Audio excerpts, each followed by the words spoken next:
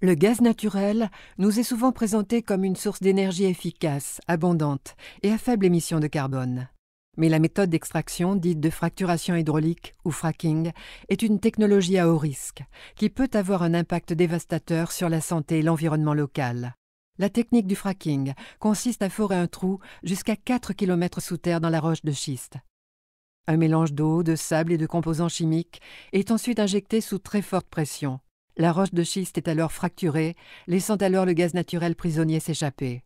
Aujourd'hui, l'industrie souhaite développer en Europe la production de gaz de schiste et l'usage de la fracturation hydraulique. Mais en quoi cela devrait-il nous inquiéter? Tout d'abord, le processus de fracturation utilise une considérable quantité d'eau douce. Chaque opération de fracturation nécessite l'injection d'environ 19 millions de litres d'eau tout au long de son processus. Cela suffirait à alimenter pas moins de 1000 personnes en eau potable en Europe pendant un an. Il y a ensuite tous ces déchets toxiques issus du processus de fracturation. Chaque opération requiert l'injection de 80 à 300 tonnes de produits chimiques toxiques dans la terre, parmi lesquels des composés organiques volatiles, des plastifiants ou des produits pétrochimiques. Ajoutons à cela les éléments radioactifs et métaux lourds naturellement présents dans le sol, qui remontent également à la surface lors du processus d'extraction. Remonte alors à la surface un fluide toxique radioactif qui représente un sérieux danger sanitaire, en particulier pour les populations locales. Qu'advient-il alors de ce fluide? Une partie s'évapore d'elle-même, chargeant l'air de substances cancérigènes. Le reste, lui, part en retraitement. Malheureusement, la plupart des installations de traitement des eaux n'est pas équipée pour traiter les mélanges toxiques, les métaux lourds ou la radioactivité.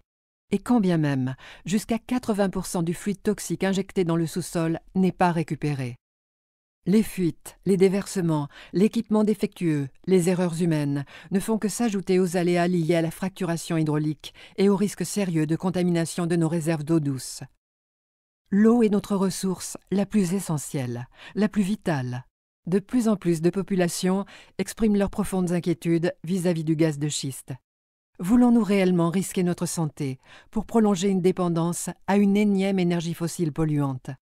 Le gaz de schiste n'est clairement pas une solution pour notre avenir énergétique. Au lieu de cela, nous devons urgemment nous concentrer sur les énergies renouvelables et l'efficacité énergétique, afin de pouvoir atteindre nos objectifs de protection de la santé et de l'environnement, ainsi que nos objectifs climatiques.